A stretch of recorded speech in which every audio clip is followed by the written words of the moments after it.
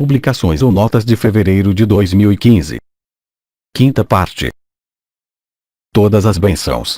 Vamos, se querem, continuar nessa publicação do mês de fevereiro, as notas.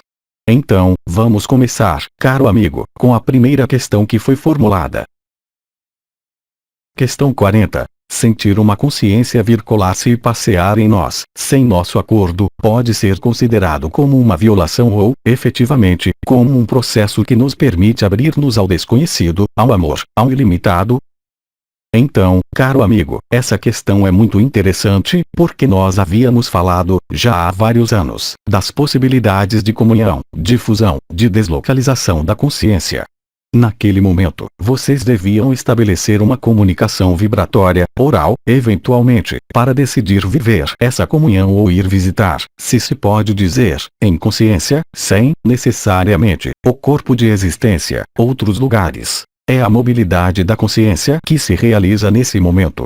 A dificuldade, como foi exprimido por essa questão, para falar de violação, é preciso que haja penetração no interior de alguma coisa. Ora, eu lhes disse, isso foi repetido já 3 ou 4 vezes desde ontem, há uma sobreposição dimensional da 3D e da 5D. Nas dimensões unificadas nada há violar, porque tudo é transparente, tudo é percebido instantaneamente, ao mesmo tempo. O reencontro que se produza, por exemplo, entre corpos de existência, pode fazer-se com um corpo de existência ou, diretamente, de consciência a consciência. O problema é que existe, nesse mundo no qual vocês ainda estão presentes, há limites, o limite do corpo. Ligado a essa noção de limite decorre, diretamente, o confinamento. Vocês estão confinados, de algum modo, com a impressão, efetivamente, de que algo pode penetrá-los, uma consciência pode penetrá-los sem pedir seu acordo. Mas se você mesmo tornou-se mais ou menos transparente, portanto, mais ou menos na quinta dimensão, em curso de ascensão, quais meios você tem, efetivamente, de bloquear tudo que o penetra? Isso é válido, efetivamente, para as consciências, mas é válido, também, para todas as ondas que percorrem a Terra. Portanto, essa transparência é inevitável, durante o tempo da sobreposição de um mundo limitado de um lado, e de um mundo ilimitado do outro lado. Portanto, é claro, para a personalidade que se vive nesse corpo, há violação, mas, para aquele que está no coração, não pode haver violação. Porque uma energia chega, uma consciência chega, ela o atravessa e ela vai fazer ressoar, ou não, em você, alguma coisa. Então, é claro, isso pode ser desagradável, mesmo se você esteja perfeitamente equilibrado, perfeitamente liberado, eu diria, você será mais ou menos afetado pelas consciências que reencontram lá de cima ou daqui, de outros lugares, mas, também, por todas as correntes energéticas, telúricas, geobiológicas que estão presentes sobre a Terra. Há uma permeabilidade, na falta de transparência, de momento, que decorre, diretamente, da sobreposição do face a face individual, mas da sobreposição de dois mundos que não têm as mesmas regras nesse mundo ação-reação. Nos mundos unificados, na 5D que se diz aqui, não há tudo isso. Há apenas a ação de graça. O problema é que, nessa sobreposição, há atritos, tanto em você como em seu exterior. E, eu diria, uma passagem obrigatória, porque eu esclareço, também, que ser perturbado por uma consciência ou por uma energia, se ela faz apenas passar, não é grave, não há qualquer desordem consecutiva a esse encontro, se posso dizer. Em contrapartida, se a estrutura da personalidade é ainda, verdadeiramente, proeminente, efetivamente, você vai viver isso como uma violação, quer seja um ser de luz, um ser dito diabólico ou uma energia, mesmo, positiva, por que não? Mas o princípio de tornar-se luz é, efetivamente, ser transparente, ou seja, é através do que foi explicado há pouco, por irmão K ou outro, eu não sei mais, a diferença entre a pureza e a transparência. A pureza é um esforço, é uma ascensão pessoal. A transparência é um estado de fato, que chega diretamente, também, por sua liberação, mas, ao mesmo tempo, pela supressão de limites, a supressão do confinamento. Então, é claro, mesmo Cristo, se ele vem ao seu lado, há os que estão na personalidade ou, mesmo, quando Maria lançar seu apelo, que vão chamar a isso uma violação. A violação a partir do instante em que não há transparência. A violação a partir do instante em que a informação, a energia, a vibração, a corrente elétrica, a consciência que entra não está, como dizer, em acordo com sua vibração. Mas se você é totalmente transparente, primeiro, o que não está em ressonância não pode manifestar-se porque, se você é transparente, isso quer dizer que você desapareceu e que você é luz, mesmo estando, ainda, presente nesse corpo. Mas as leis da luz cobrem, se posso dizer, e ultrapassam, amplamente, as leis da ação-reação. Isso quer dizer que, nesses momentos, você pode observar o sentimento de uma violação ou de uma intrusão, em todo caso. Mas o sentimento de intrusão concerne, diretamente, aos limites. Isso quer dizer que, em você há, ainda, limites. Se você é suficientemente transparente, em que uma energia pertencente a esse mundo ou que venha de planos infernais ou de planos da sombra ou de planos da luz pode incomodá-lo. É claro, há uma intrusão, há um ajuste, mesmo para a luz, o face a face, mas, também, para todas as outras energias. Então, é claro, isso pode afetá-los e você se tornam, eu diria, todos, eletrossensíveis e magnetossensíveis, mas, também, sensíveis, no plano da consciência, a tudo o que se apresenta e que, de momento, era, frequentemente, invisível.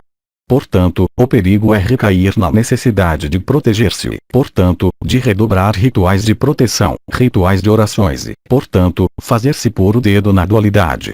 Há dois modos de proceder. Se vocês já estão a caminho para essa transparência, para essa humildade e essa simplicidade, vocês acolhem, indistintamente, tudo que se apresenta e tudo que os atravessa, porque nada pode afetá-los, em definitivo, nem as ondas, nem as consciências, nem os desencarnados, nem os demônios. Vocês estão em outro nível de realidade quando estão, nesse corpo, liberados. Isso não quer dizer que isso não existe, não quer dizer que vocês não vão senti-lo, ressenti-lo, ser afetados por isso mesmo, mas vocês não descreverão, jamais, isso, como uma violação ou uma intrusão. Se há violação e intrusão, é que, necessariamente, vocês ainda têm limites. Vocês deveriam ser, eu deveria dizer, impassíveis a toda manifestação nesse mundo, de consciência ou de energia. É o único modo de atravessar, não parar, nem a sombra, isso vai melhor, mas, ainda mais, parar a luz, porque parar a luz, enquanto a luz se derrama, pode criar desordens e, portanto, a luz, nesses casos, é, também, uma intrusão. É apenas a partir do momento em que você é sua própria luz, inteiramente, que nenhuma intrusão pode produzir-se. Por exemplo, você pode estar dormindo e ser atacado, ou concebê-lo como tal, mas, se você é transparente, nem mesmo você será acordado pelas forças que o atacam. Você é transparente, também, para elas. Você não tem qualquer tomada, em si, que permita a intrusão. O que é que permite a intrusão ou o sentimento de violação? É o medo, é claro, é a predação nesse mundo, tanto a sua como aquela do outro. Não se esqueça de que os demônios obedecem à luz, eles não podem fazer de outro modo, é impossível. Olhe Cristo, ele ordena aos demônios para lançarem-se nos animais, e eles saltam pelo penhasco. Não há necessidade de oração ou de ritual. A luz dissolve os demônios, tanto os seus como aqueles dos outros. Portanto, um demônio constituído por uma força elementar ou organizada pelo que resta de predação, mesmo se as linhas de predação tenham desaparecido, há, sempre, os arcontes que estão prontos a manifestar-se ou outras entidades que não pertencem ao mundo da luz. Mas se elas se manifestam a você, é que há uma razão. Porque, se você é suficientemente luminoso, eu deveria dizer, mesmo, suficientemente transparente, e se você é capaz, nessa situação, de apagar-se, de desaparecer, mas o demônio desaparece também. É claro, há tóxicos reais e concretos. Se você absorve o arsênico, eu não tenho certeza de que isso nada lhe faça. Mas não nos dirigimos ao mesmo registro, não é? Aí, falava-se, efetivamente, de consciência, de energia, não é a mesma coisa para os elementos estritamente materiais. Se você toma, atravessando a rua, um bloco que cai do teto, liberado ou não, você é, definitivamente, liberado, quer você queira ou não. Então, será que é demoníaco ou será que é a luz ou será que é o karma ou será que é a graça? Segundo você esteja, receber um bloco sobre a cabeça, isso pode representar uma graça magnífica, isso pode representar, também, uma punição terrível. Mas isso depende de onde você está, na opacidade ou na transparência. A luz pode ser, também, devastadora para aqueles que mantêm a opacidade ou a dualidade. E, no entanto, será que a luz é mal? No entanto, ela faz o mal. mas o mal que é feito depende apenas de seu posicionamento em relação à luz e de nada mais. Bem, creio que vou escutar as últimas questões, e vou permanecer, também, porque eles me venderam todos os bilhetes. Questão 41. As estrelas encarnadas transmitiram mensagens através de canais. Houve uma vez. E é tudo. Questão 42. Quando todo alimento faz sofrer, convém comer antes do zênite ou deve-se cessar todo alimento sólido? Então, aí, caro amigo, isso foi explicado, já, há numerosos anos. Hildegard de Bingen e Anael insistiram no esforço não dos alimentos ou da toxicidade ou da pureza dos alimentos, mas o que se chama o esforço de digestão. O que aqui acontece quando você digere? A energia, o sangue e um conjunto de moléculas colocam-se no ventre. O que aqui acontece desde que as portas, o eixo atração/visão foi retificado, em 2012, no fim da liberação da Terra. Aconteceu que você teve dores e muitos tiveram problemas digestivos. E, infelizmente, o condicionamento alimentar é, certamente, a predação a mais importante da humanidade, independentemente da consciência. Nas outras dimensões, ninguém come um congênere ou algo vivo. Há cerimônias nas quais se pode absorver algumas coisas, mas com noções de festas, se querem, noções de ágape, ou seja, refeição simbólica, como a ceia, por exemplo, que Cristo fez, mas, aí, você fala da alimentação cotidiana. Mas você deve ter se apercebido, não para todo mundo, mas para muitos, que, como foi dito, as necessidades fisiológicas, mas, também, as necessidades alimentares são muito menos importantes do que anteriormente, porque vocês são nutridos de luz e apenas da luz, e há inumeráveis casos que se produziram sobre esta terra, bem antes das núpcias celestes, de seres humanos que viviam comendo prana. Vocês não comem o prana, vocês comem 6 vezes o prana, porque é do prana agenciado em partículas adamantinas e é muito nutritivo. Então, é claro, seu corpo é um marcador. Se você engole algo e sente, mesmo se tem fome, porque a fome, quando você experimenta a fome, você não sabe se é, unicamente, um sinal químico ligado à glicemia, ligado aos endócrinos ou se é um sinal, realmente, de sua consciência ou do corpo em sua totalidade. E há hábitos, também, que se põem em cima disso. Fazer 3 refeições, comer pela manhã, ao meio-dia, à noite, dizendo-se que, se você não respeita isso, vai desenvolver doenças. Mas você vê, efetivamente, por si mesmo, que o que o torna doente é o alimento, não é o fato de não comer, exceto se você tem hipoglicemias ou sintomas que necessitam de uma correção, não é? Portanto, cada caso é um caso diferente, cada pessoa tem um comportamento diferente, mas o melhor modo de proceder é não decidir isso ou aquilo em seus alimentos, é ver o que seu corpo reclama, uma vez que ele está dentro, porque, antes que ele esteja dentro, você sabe se é bom ou não para você. Às vezes, você tem vontade, por exemplo, de beber tal bebida que você tem o hábito de beber, e você decide bebê-la e, naquele momento, essa bebida que, de hábito, não dá problema algum, começa a desencadear-lhe um problema. É similar para os alimentos. Você deve ter constatado que alguns alimentos não passam mais, absolutamente, e que outros passam sem dificuldade. E não são, necessariamente, sempre, as regras que foram editadas até o presente. Às vezes, seu corpo pode chamá-lo a comer um steak bem sangrento ou cru, porque seu corpo reclama-o. Não é a mesma coisa do que ter vontade de comer a carne, porque é um hábito ou porque é um prazer.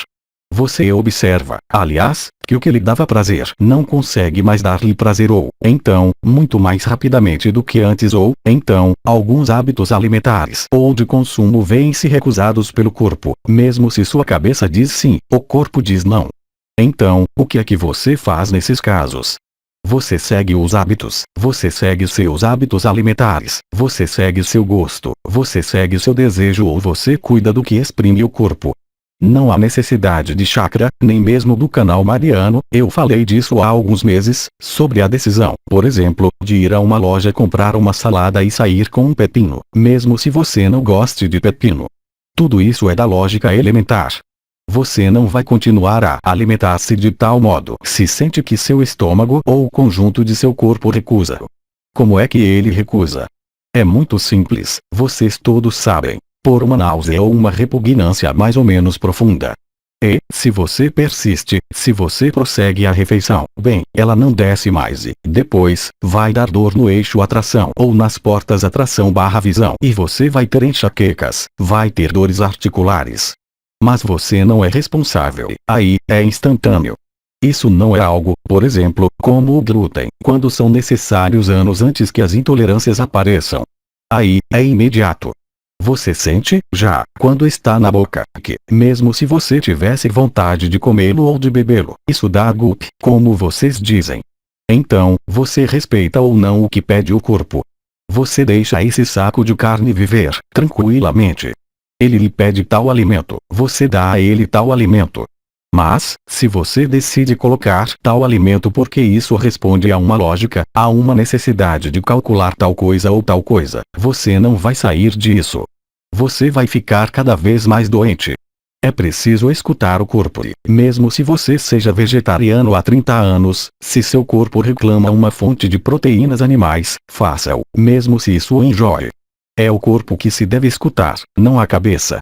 Você pode, a rigor, escutar o canal mariano, mas você teria surpresas em relação aos seus alimentos.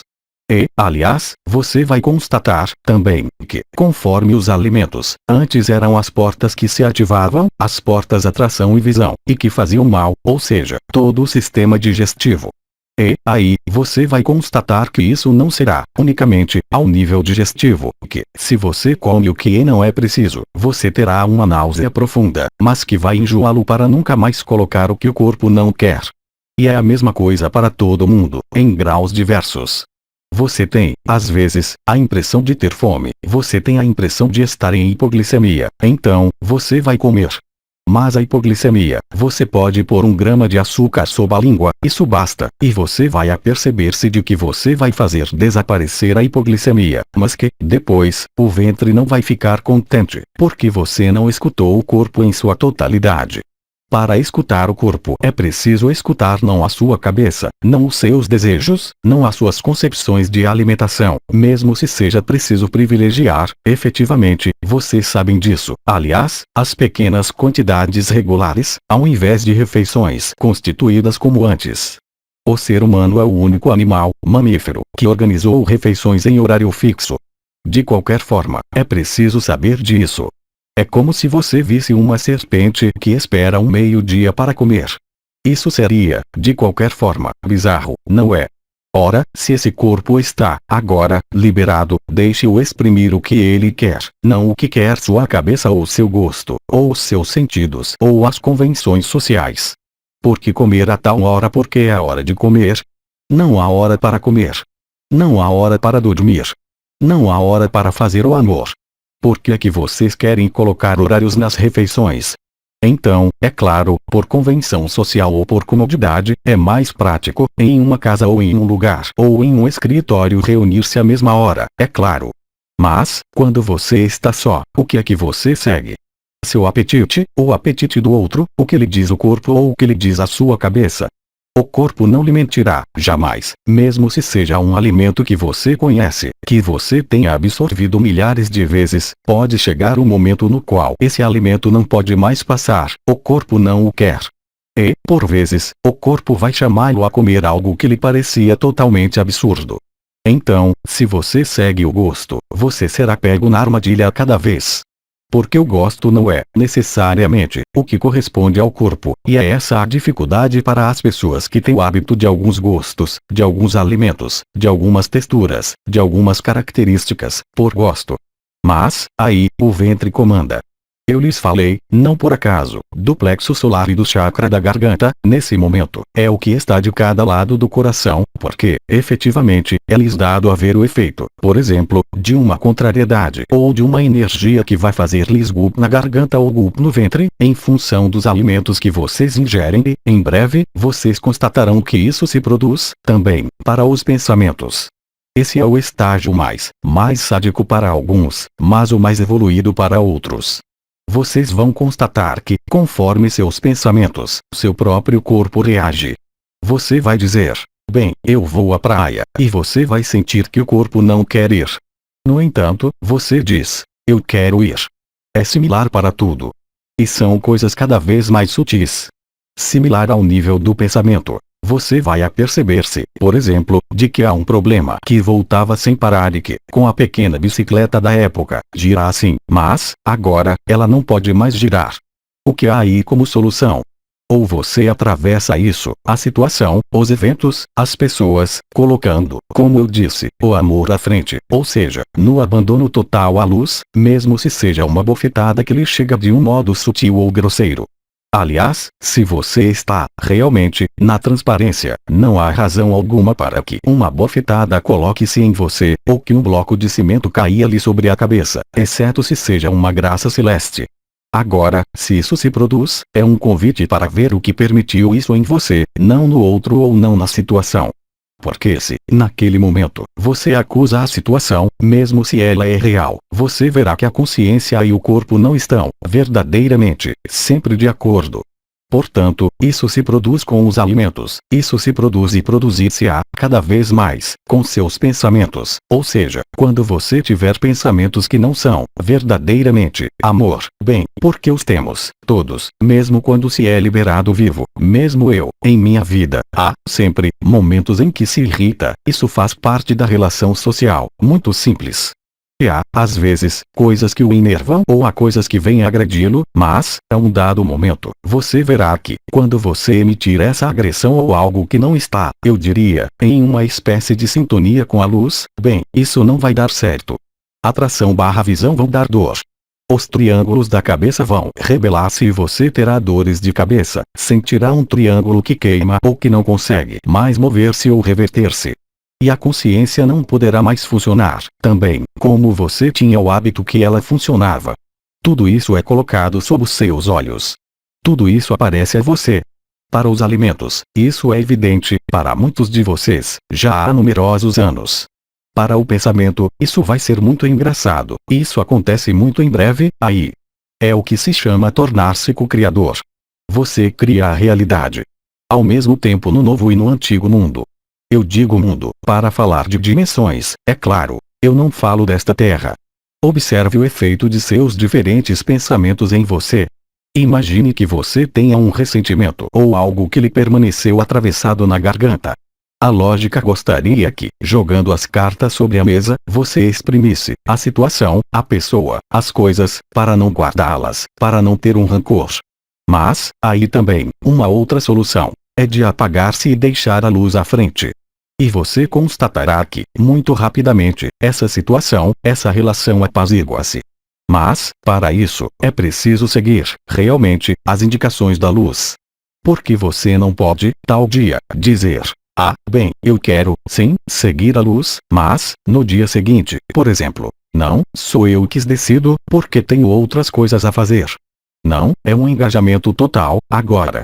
Não se está mais nas tergiversações, não se está mais nas escolhas. Está-se, eventualmente, no apelo, mas está-se, sobretudo, na manifestação do que se é. Eu disse, em numerosas reprises, que se pode tanto matar com palavras como uma arma. Isso vai tornar-se ainda mais verdadeiro. Uriel, o que é que ele fez há pouco? Ele destrancou o verbo criador, completamente, na superfície desse mundo. Então, aqueles que se servem da própria palavra para travestir o verbo, isso apenas pode terminar mal. Aliás, há exemplos nas diferentes regiões do mundo, sob diferentes versões e que foram, aliás, sugeridas, de modo hábil, pelos fantoches, que se creem, ainda, fantoches, eles não são, mesmo, mas, fantoches. Cabe a você ver a que você dá seu corpo e sua consciência, a quem você porta atenção, o que é que você decide resistir, porque isso lhe agrada, enquanto, talvez, ao que você é, na eternidade, isso não tem, absolutamente, qualquer importância. Você está, como disseram outros intervenientes, verdadeiramente, no choque da humanidade, na revelação desse choque, a título individual e, muito em breve, verdadeiramente, coletivo. Ninguém poderá passar através das malhas da rede. Não há lugar algum onde esconder-se. Nada há que agarrar-se. Nem mesmo a espiritualidade. Deixe cair e esqueça de tudo isso. Fale agora, doravante, unicamente, da consciência. A consciência e a consciência.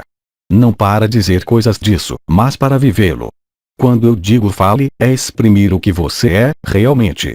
E não o que pede seu gosto, seus hábitos, seus condicionamentos residuais. Eu diria que não são mais linhas de predação, mas que são, de qualquer forma, condicionamentos que você mesmo induziu em si, conformando-se a um modelo social.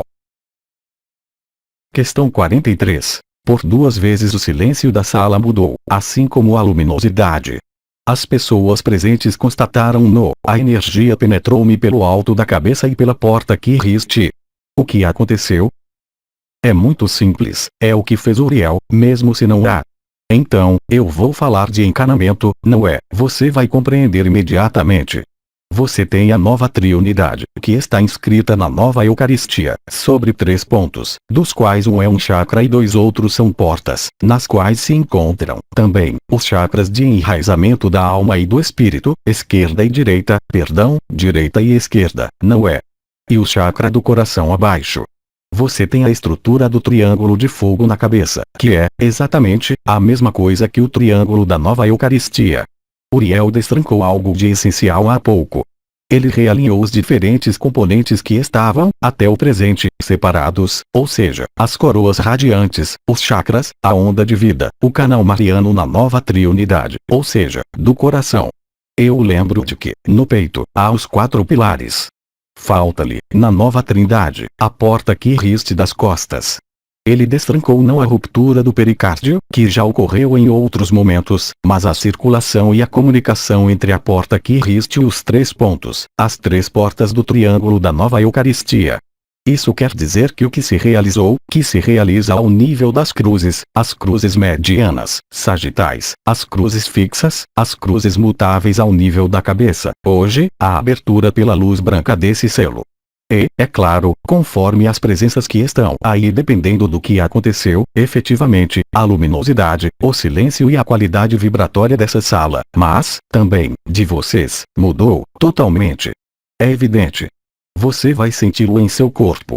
De momento, vocês tinham Cristo que se apresentava, eu os lembro, pela porta que riste, que bate a porta posterior que é ligada, como por acaso, ao chakra do coração.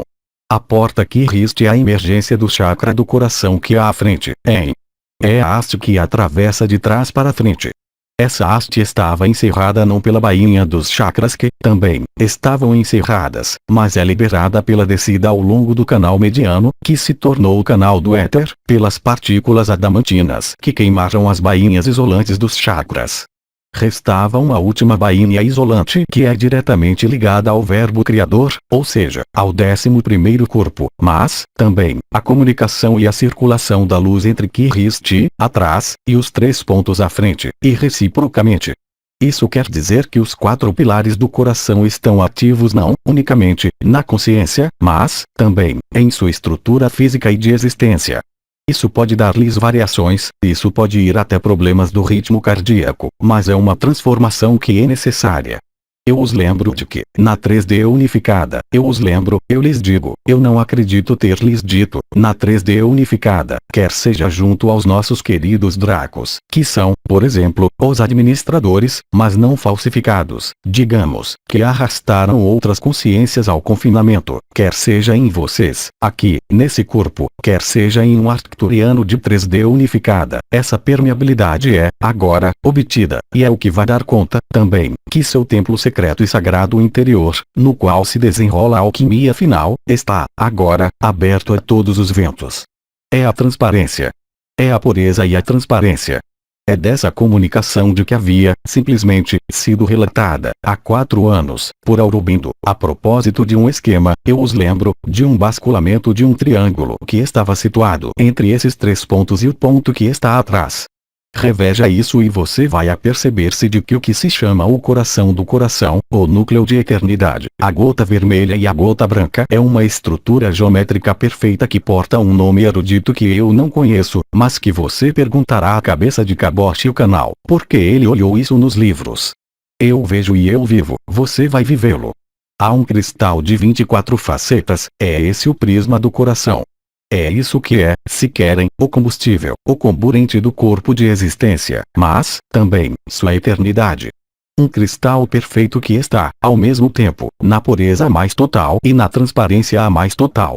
É um corpo especial, um agenciamento de estruturas e de ondas específicas que é o coração do ser. O que fez Uriel foi favorecer a abertura definitiva do 11º corpo que era, eu os lembro, o último a ativar-se. Alguns já o viveram há vários anos. Isso foi dito, a ativação do verbo criador e do 11º corpo. Aí, o que aconteceu é muito mais vasto ao nível da Terra, porque isso aconteceu hoje.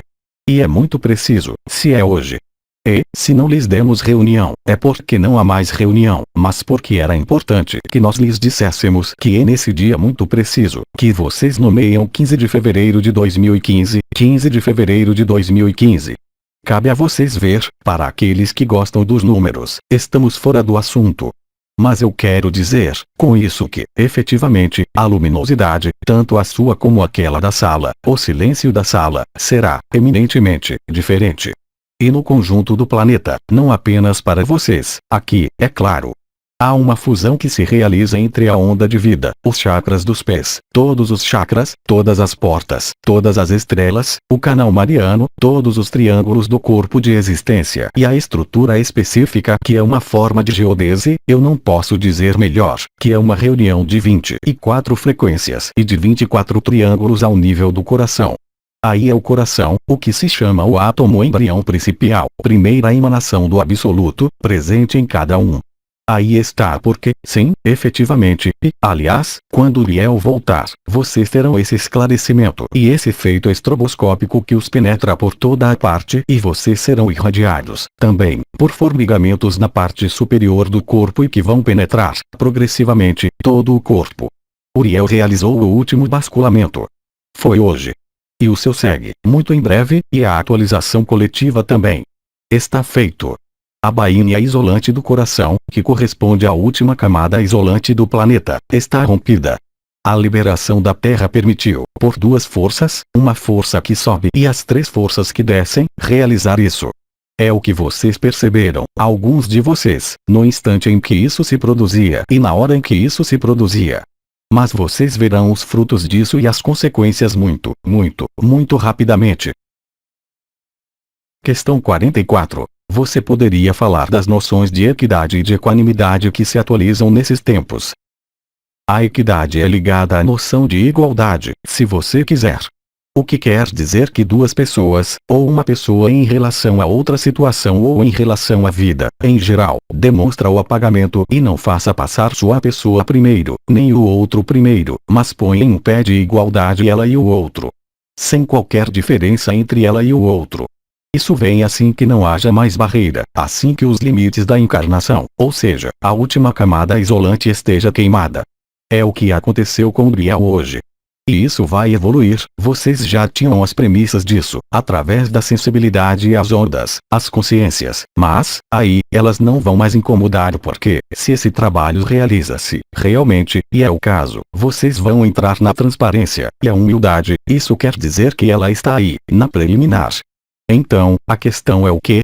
Você poderia falar-nos de noções de equidade, a equanimidade. Então, a equanimidade é algo que é aplicado não unicamente nas noções, por exemplo, de partilha ou de respeito mútuo, tanto de você como do outro, mas a equanimidade é algo que vai levá-lo a colocar um olhar que pode parecer exterior ou de desengajamento. Ou seja, não se sentir implicado no que quer que seja. Mas isso não quer dizer estar na negação. Isso quer dizer estar, ao mesmo tempo, na situação, mas ter suficientemente, digamos, recuo, eu não tenho palavra mais adequada, suficientemente presente no si e na eternidade para que, mesmo o que pertence, por exemplo, à sobrevida, ou às convenções sociais, ou à convenção de corpos em sua relação entre eles ou situações entre elas não é mais afetado pelo que você é. A equanimidade não deve ser confundida com a indiferença. A equidade é uma partilha equitativa entre a existência de si e a existência do outro, ou a existência de si e a existência de certo número de situações nas quais se procura tornar as coisas iguais e harmoniosas. Na equanimidade, isso quer dizer que se está totalmente apagado, ou seja, que o outro toma mais importância do que si, porque se apreendeu que o outro é si. E isso, apenas pode-se fazê-lo com o amor à frente, esquecendo-se, ao mesmo tempo vendo, tudo que faz as diferenças, sombra, luz, amor, não amor, ódio, sofrimento, para atravessar com o mesmo vigor de irradiação da luz espontânea da fonte que você é.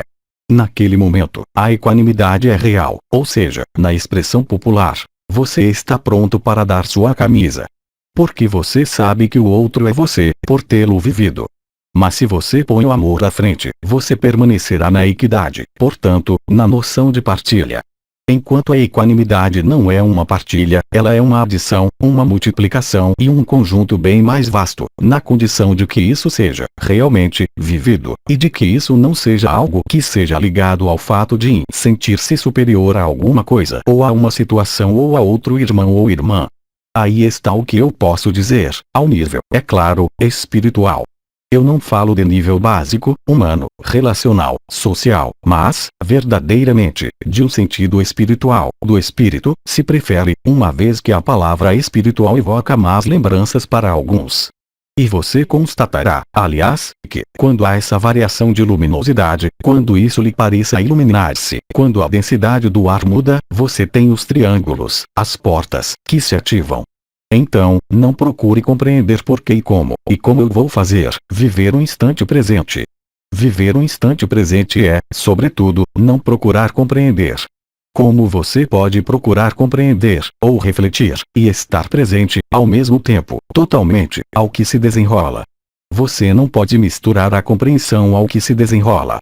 Você não pode misturar a vigilância bem/mal ao que se desenrola. Caso contrário, você não o vive. Caso contrário, há resistências. Caso contrário, há medos. Aquele que está em curso de liberação, aquele que está realizado ou liberado, aquele que viveu uma das coroas radiantes do coração, eu repito, pode utilizar isso para a equidade, para a equanimidade ou para o desaparecimento. Tudo depende do que você dá a ver ao seu redor. Será que você está em uma missão? Em um papel? Mas nós lhe dizemos bravo, porque nós o esperamos de pé firme, para felicitá-lo por seu devotamento. E, depois, há outros que compreenderam, efetivamente, que havia, como dizer, uma espécie de pilantragem nesse nível. Isso não é uma pilantragem, não se deve reagir assim, simplesmente, a estrita verdade de seu posicionamento. É preciso assumir e é preciso enfrentar, é preciso confrontar e, depois, sobretudo, é preciso atravessar, em todos os casos. Questão 45. Eu trabalho no barulho e multidão, enquanto gosto da calma e do silêncio. Como manter a unidade em tal ambiente? É que, para você, há necessidade de tal ambiente. De momento, você fala de loja, mas, quando muitas coisas vão zumbir em seus ouvidos, que você vai ver a desintegração da Terra e o que vai acontecer, aí também, você vai ser perturbado, não é? Como você vai reagir nesses casos? Você vai dizer: bom, dê-me uma técnica, é preciso que eu encontre uma técnica para não mais ver isso ou não ser afetado. Mas aquele que é liberado não é afetado, mesmo por uma explosão atômica. Você deve habituar-se a deixar-se atravessar.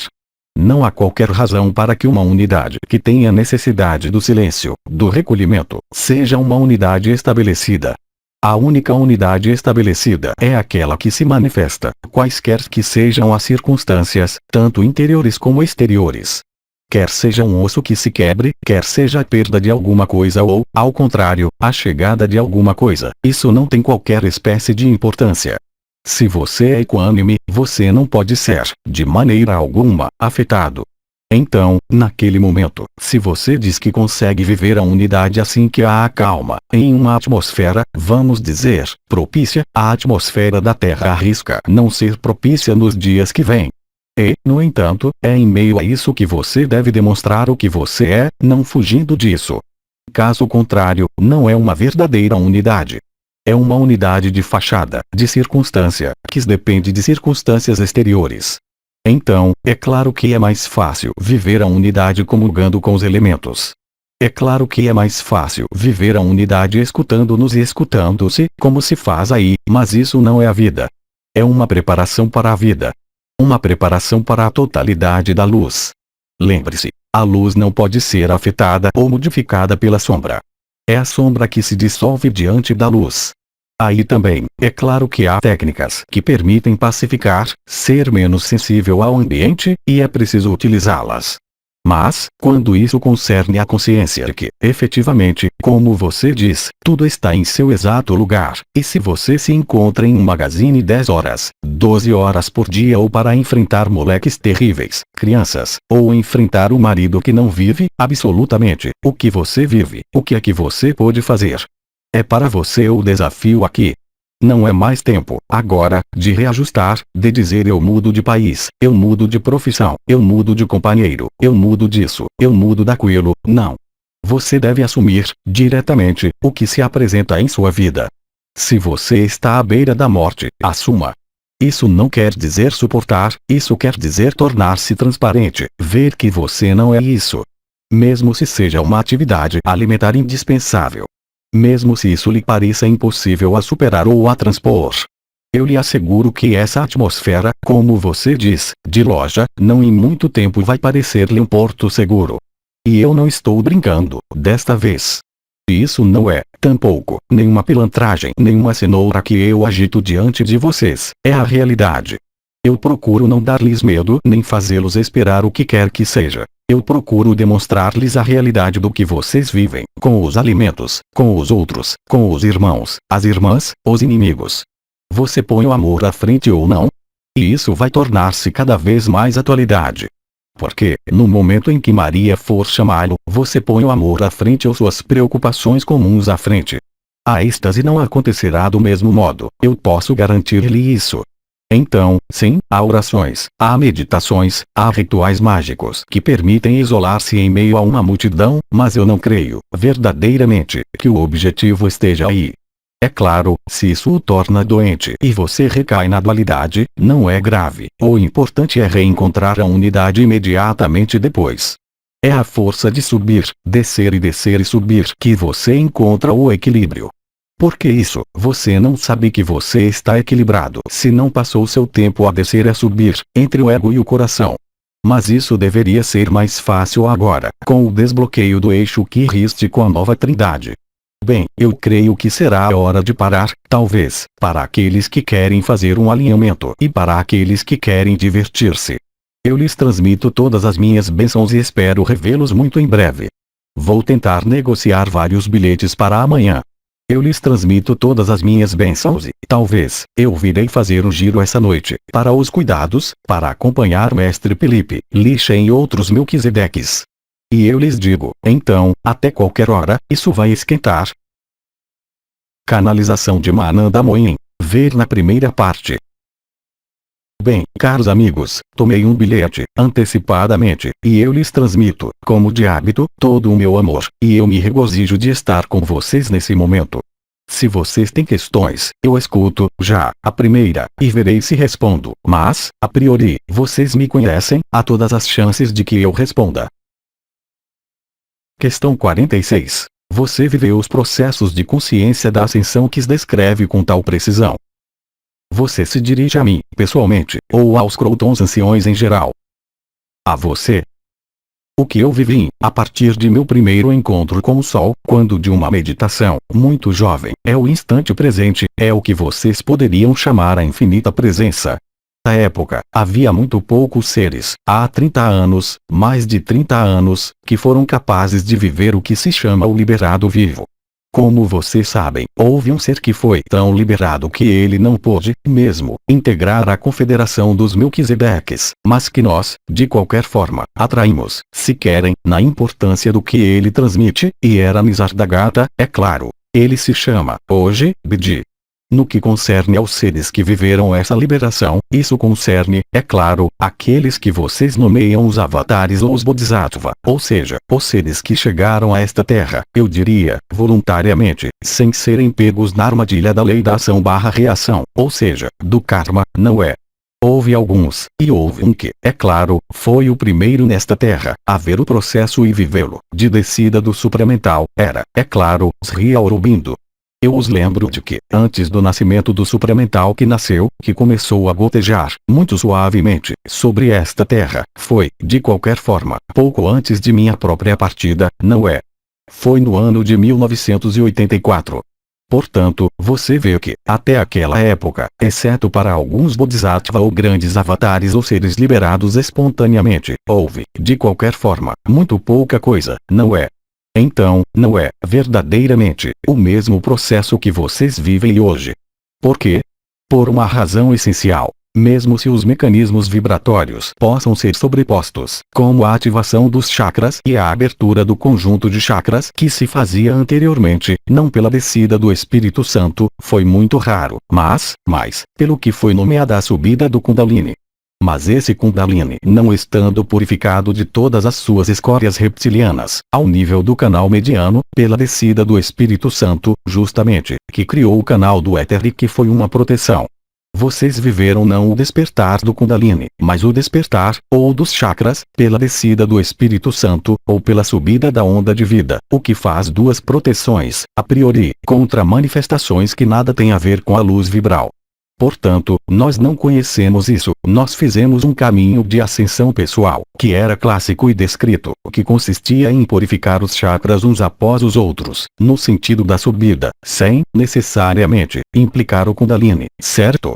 E é, aliás, preferível que os charas superiores sejam abertos antes que o Kundalini suba ou antes que a onda de vida suba.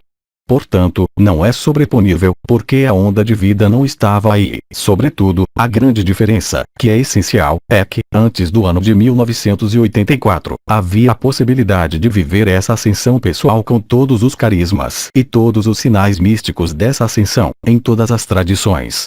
Mas era um evento individual, pessoal, e que não tinha ação direta visível no ambiente ou, vou dizer, no conjunto de irmãos e irmãs da humanidade que, hoje, são suscetíveis de viver isso. Portanto, era uma ascensão coletiva. Vocês vivem, hoje, alguns de vocês, uma ascensão individual, já, há algum tempo, e, aí, agora, vocês entram em sincronia e em fase com a ascensão coletiva e global do conjunto do sistema solar.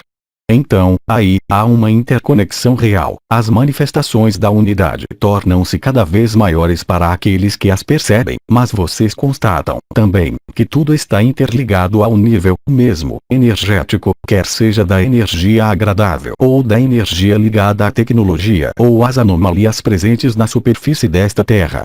Como, por exemplo, as linhas de predação que foram dissolvidas, mas cujas estruturas monumentais, ligadas a alguns templos e a alguns lugares do planeta estão, ainda, em pé, não é? Portanto, há uma memória, se preferem, o remanescente dessas linhas de predação que são suscetíveis, se vocês não estão corretamente alinhados, de influenciar vocês.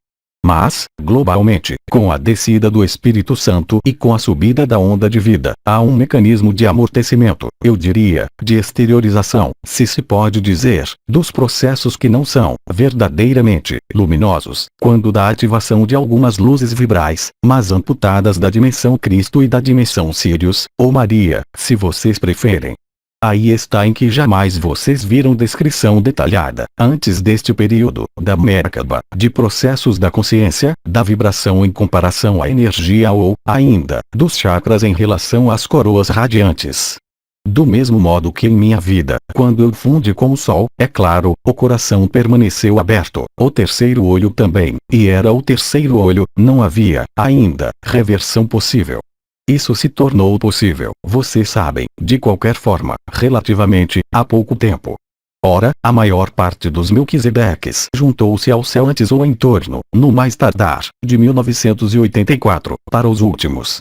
A partir de 1990, não havia mais essa presença, nós éramos obrigados a constituir, desde o início ou, em todo caso, pouco tempo depois, com a descida do Espírito Santo, a primeira irradiação vinda de Sirius, o manto azul de Maria, nós fomos, todos, chamados para constituir esse espaço intermediário, de onde nós trabalhamos, nesses espaços interdimensionais, bem acima dos arcontes, é claro, que podem continuar a arrastar, mas em uma espécie de bolha de proteção, um pouco como vocês, com os 132 dias.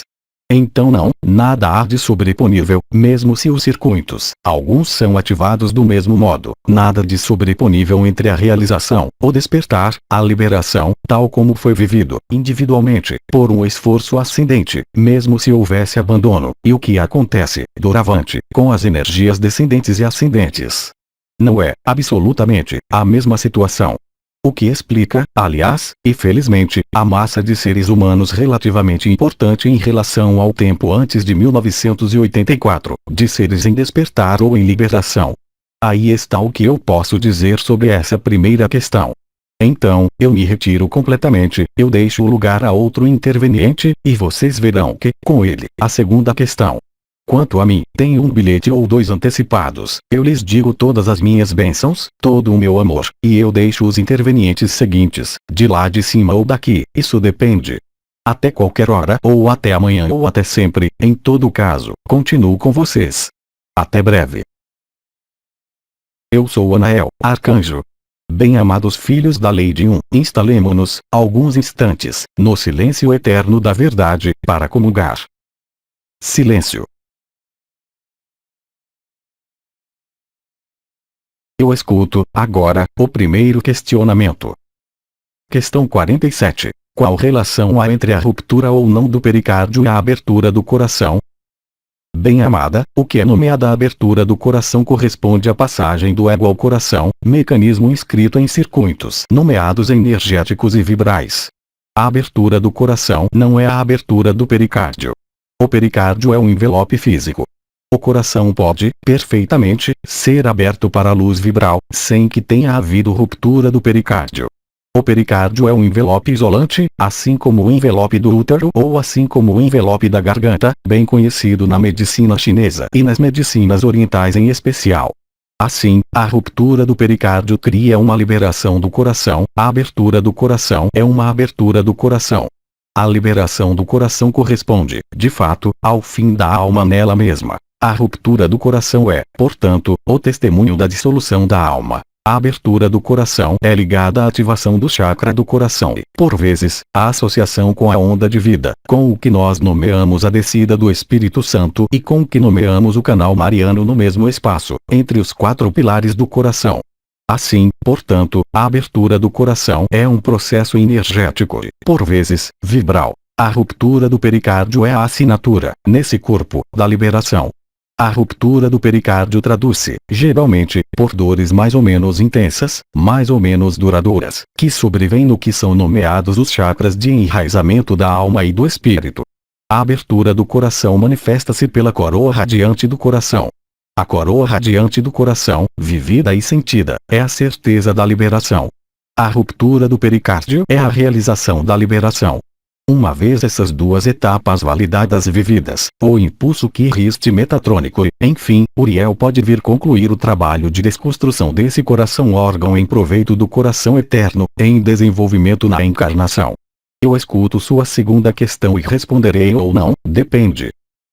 Questão 48. O átomo embrião é a centelha divina em nós.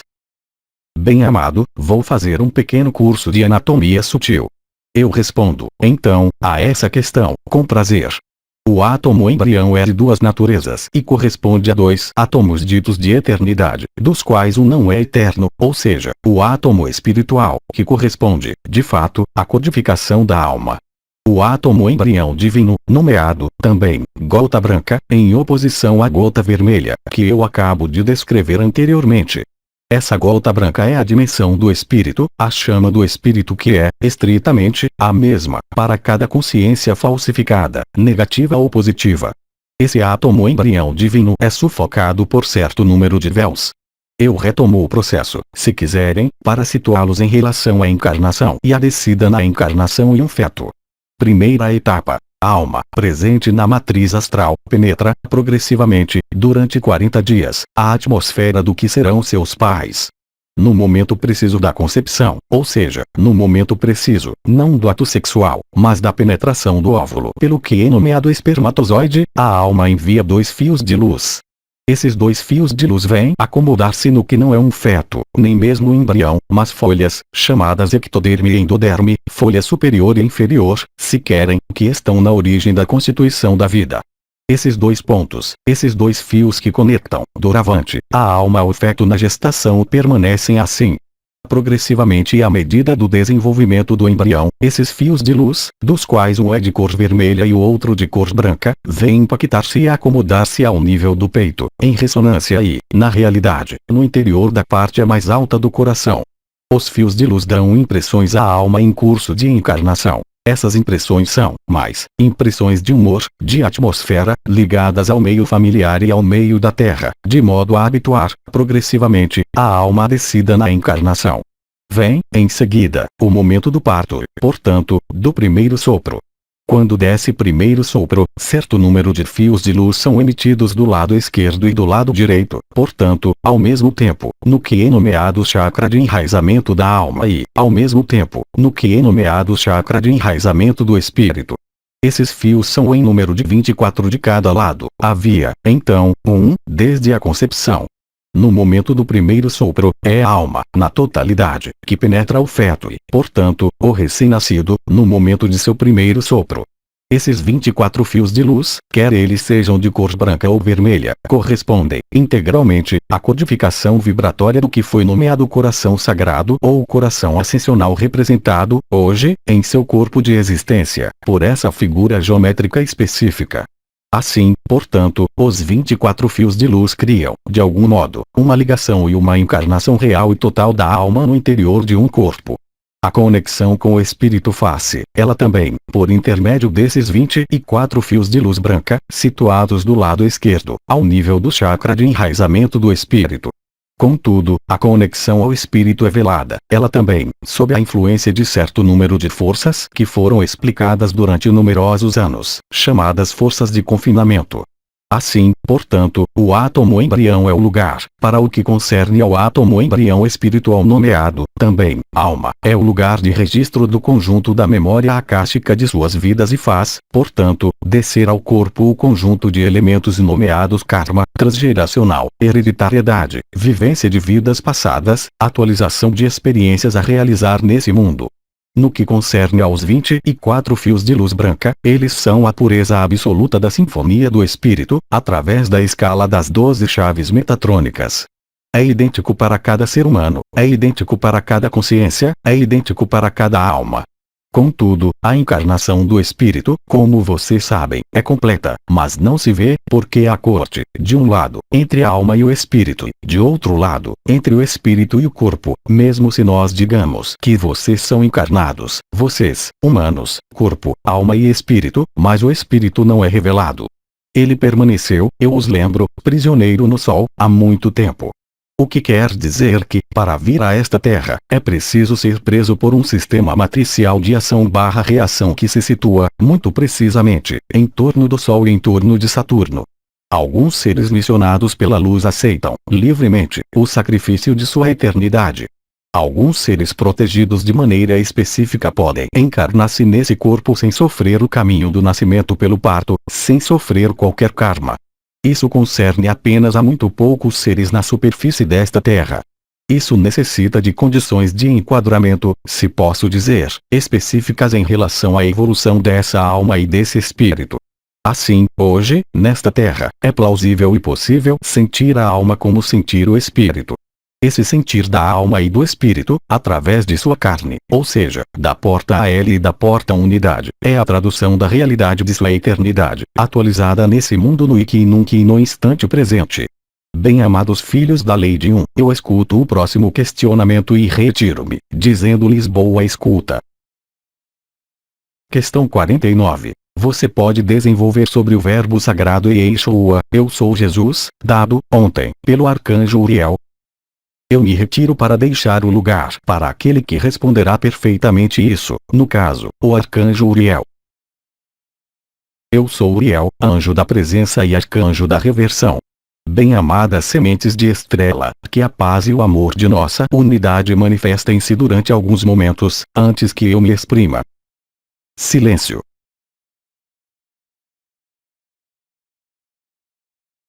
Bem-amado, o que eu pronunciei ontem, a propósito do verbo, é a expressão Yeshua. E significa eu sou, isso está correto. Yeshua significa, simplesmente, não, unicamente, Jesus, mas bem mais, ou seja, Yod Yahvé manifestado pelo poder de Shin, ou seja, o desaparecimento das forças reptilianas ligadas a Yahvé, magnificadas e transmutadas pela potência de Shin, que corresponde ao prenome Jesus. Assim, portanto, minha manifestação em seu mundo é o Shen, que vai permitir o movimento que eu impulsionei ontem, de trás para frente e da frente para trás, que concerne ao coração ascensional, o desenvolvimento, aqui mesmo, aí, onde vocês estão, da Merkaba, veículo de luz que lhes permite viver a liberdade. Assim, portanto, eu disse: eu sou a encarnação do Verbo na matéria. Eu venho, portanto, e eu realizei, para isso, a circulação em vocês do ponto mais importante, que permite manter sua própria casa não, unicamente, após ter passado do ego ao coração, mas transcendendo esse mesmo coração presente nesse mundo para descobrir o coração eterno. Foi isso que eu impulsionei ontem e que corresponde, verdadeiramente, ao Verbo Criador. No começo era o verbo, mas, antes do verbo, era o silêncio, preliminar a todo verbo e sobre o qual se apoia o verbo. O verbo é manifestação, o silêncio é a essência do verbo. O verbo impulsiona a transformação, em acordo com o silêncio. Não se trata mais de palavras, não se trata mais de discursos, trata-se de vibral, que passa por seus olhos, seu coração e sua boca. Até o presente, em sua civilização, foi dito que as palavras podiam matar, isso é, efetivamente, verdadeiro. Mas vocês vão descobrir, hoje, que o verbo é ligado, diretamente, à inteligência da luz, assim, o que vocês formularão pelo verbo manifestar-se a vocês, de um modo ou de outro. Assim, portanto, zele por seu verbo, que não é mais, unicamente, uma palavra, mas que é o retorno de Cristo.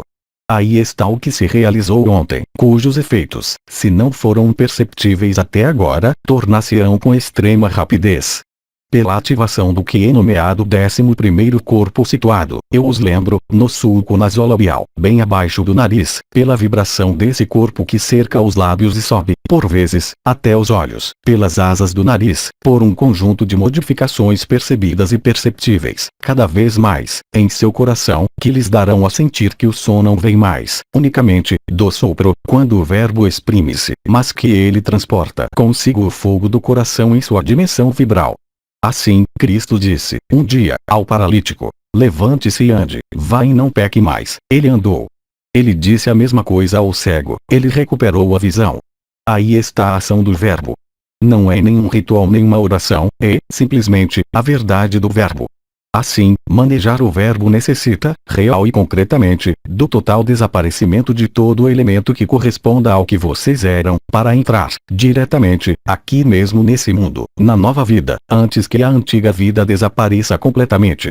Aí está o significado do que aconteceu e do que vai continuar a acontecer até a chegada da estrela, que eu acompanharei, é claro. Bem-amados filhos da lei de um, permitam-me, por meu verbo, fazer ressoar, em vocês, o que deve sê-lo. Eli, Eli. Shema Yeshua Adonai. Eloheinu Adonai Ead. Od, Er, A-L, In, Es. Filho do um, escute e ressoe a eternidade.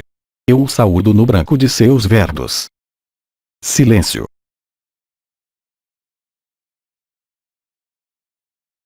Eu escuto sua próxima questão, eu me retiro em seguida, e deixo o lugar para alguém mais. Eu saúdo em você seu coração ardente. Questão 50. Se eu fecho os olhos, qualquer que seja a posição de meu corpo, posso pôr-me a flutuar acima do solo e deslocar-me para onde quiser, mudar de velocidade etc. Como interpretar isso? Eu sou Ivone Amada de Molestroente. A cada um de vocês, eu saúdo Cristo, a luz e a bondade. Eu intervenho para responder a essa questão, que põe em evidência a noção de consciência que pode viajar. Essa consciência pode viajar com ou sem corpo, em espaços profundamente diferentes, que não foram especificados nessa questão. O único significado, qualquer que seja o destino, é, simplesmente, mostrar que a consciência é independente do corpo, mesmo se ela a ele esteja ligado nesta vida e neste mundo. Uma vez que essa experiência tenha sido vivida, uma vez que ela se reproduza regularmente, há, portanto, capacidade real, porque é provável e realizável, de que não há identificação dessa consciência a esse corpo. Há, portanto, uma forma de liberdade de movimento, assim como eu o vivi em minha vida nesse mundo. Durante um período nomeado Segunda Guerra Mundial, eu pude agir em transferência de consciência, mas, na bilocação, recriando um novo corpo, agir à distância, ao mesmo tempo estando em meu leito.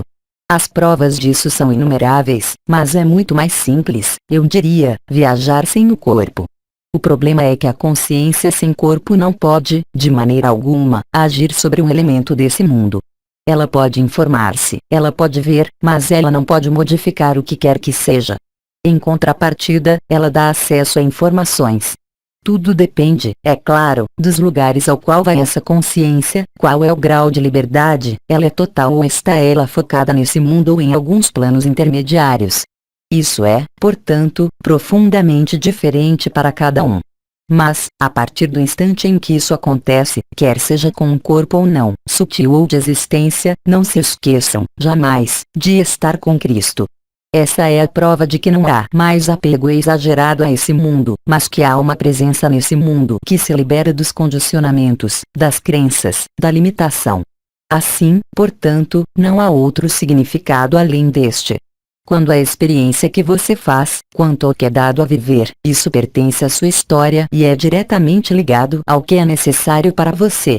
O fato de viver, de maneira regular, o deslocamento da consciência, é um sinal importante de relaxamento, eu diria, dos confinamentos e de seus cursos de dissolução. Eu sou irmã Ivone Amada de Molestruit, e eu lhes dou a paz de Cristo. Silêncio.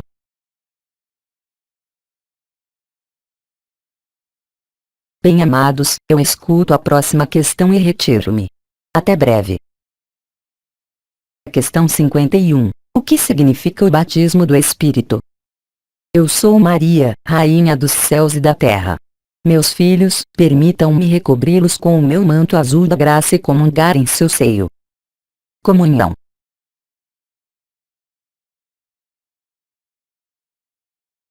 A questão que é colocada sobre o batismo do Espírito Santo e o que ele representa.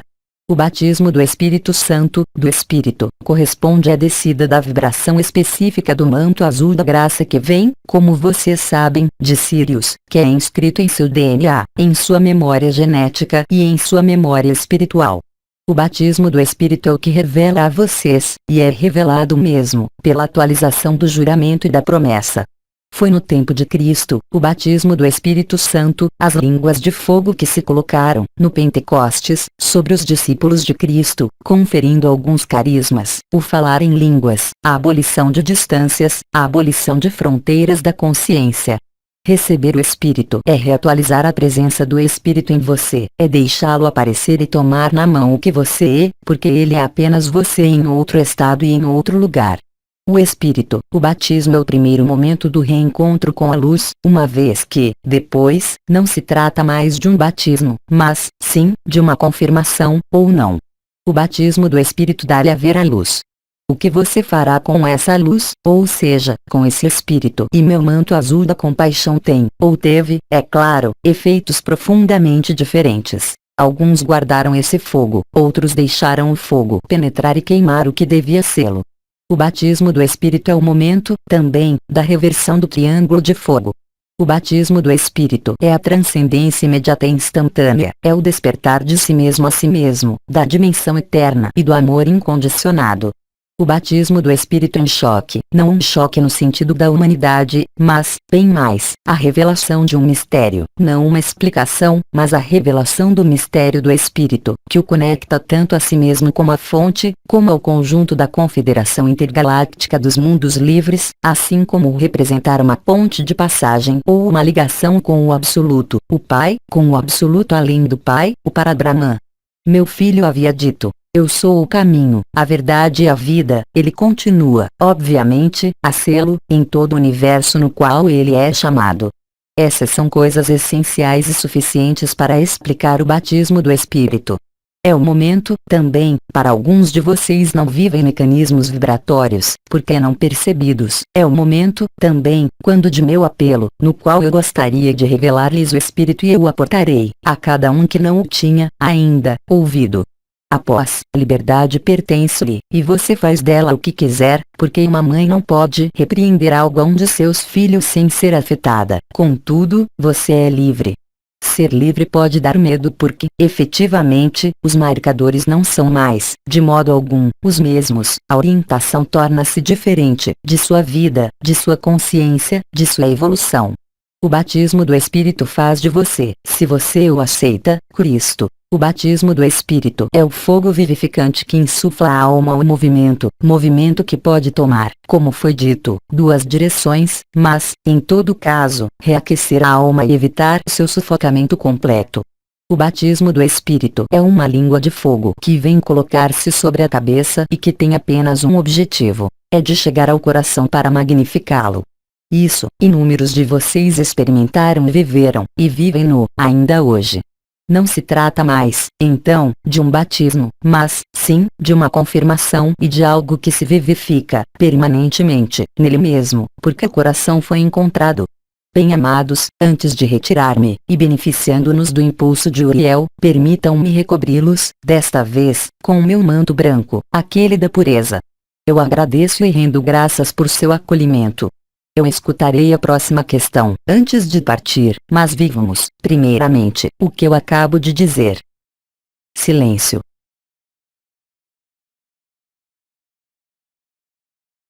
Eu lhes desejo milhares de estrelas em seus corações, em seus olhos. Eu escuto a questão seguinte, antes de retirar-me. Até breve. Questão 52. Nosso sono reduz-se, cada vez mais. Isso é devido à chegada da segunda estrela ou à desaceleração da velocidade da rotação da Terra? Eu sou Gema Galgani. Momento de silêncio e saudações de minha parte, no coração do um. Silêncio.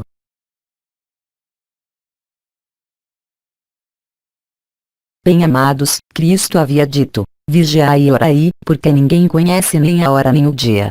O efeito da luz é despertá-los. A luz construiu, plenamente, sua obra quando, ao mesmo tempo tributária, em uma menor medida, das necessidades fisiológicas, elas se veem aliviadas. No vigiai e orai há a noção de não dormir, mas o despertado tem necessidade de dormir.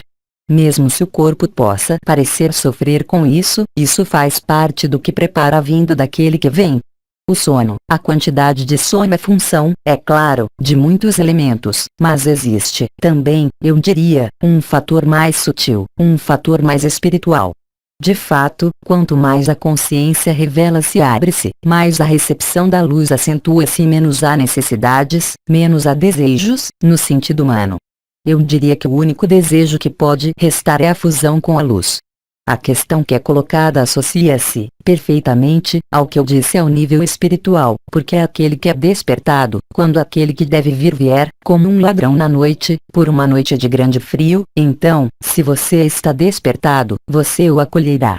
Nesse sentido, ele havia dito: vigiai e orai, mas você não tem que vigiar, uma vez que você está despertado, você não tem que orar, uma vez que você é a oração. Vocês são aqueles que foram marcados pela luz, qualquer que seja um futuro provável ou improvável, sua liberdade é respeitada.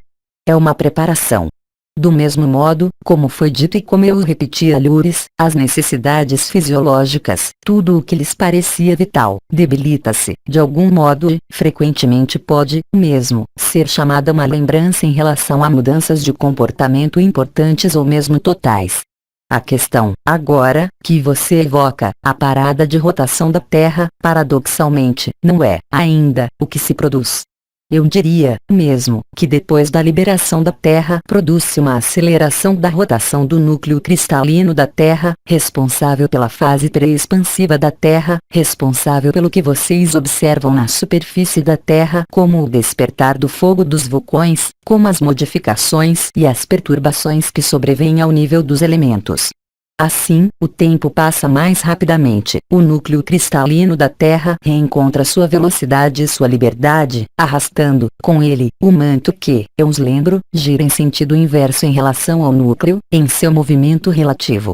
O momento no qual a Confederação Intergaláctica e seus diferentes componentes, e eu falo, aí, tanto de sua visão dos arcanjos em seu mundo, ou seja, os cometas e os asteroides, as bolas de fogo, assim como os vegalianos, as orbes brancas, tudo isso toca a Terra, nesse momento mesmo, e implica, efetivamente, ainda mais perturbações, tanto dentro como fora de vocês.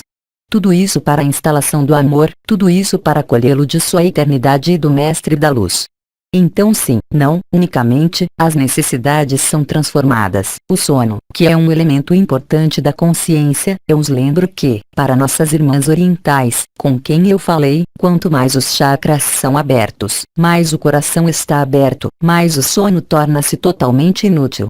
É para isso que vocês vão. Contudo, alguns de vocês observam, por vezes, o inverso. O fato de estar arrasado de sono. Trata-se, aí também, de um ajuste específico que necessita, em seu caso, se isso lhe acontece, de ser colocado em repouso esse corpo.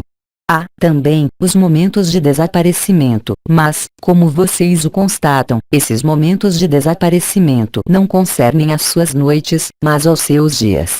Bem ao contrário, a noite torna-se esclarecedora por si só, quer seja através da ausência de sono, quer seja através dos sonhos ou das experiências que são conduzidas nesses momentos. Assim, portanto, tudo é ligado e tudo é um, nesse nível também. A aceleração de rotação do núcleo da Terra acompanha-se de um canto que foi percebido por momentos, por intermitência, ao nível da Terra, em alguns lugares específicos e, se pode dizer, privilegiados, que anuncia, como uma trombeta, a mudança na matéria.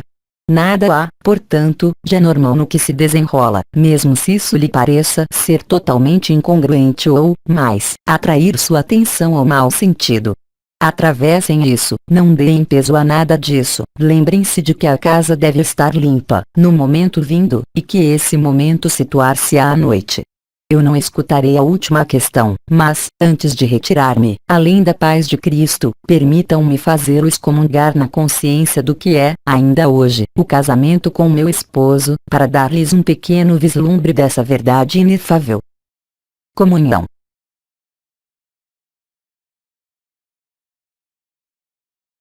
Canalização de Maria. Ver na primeira parte.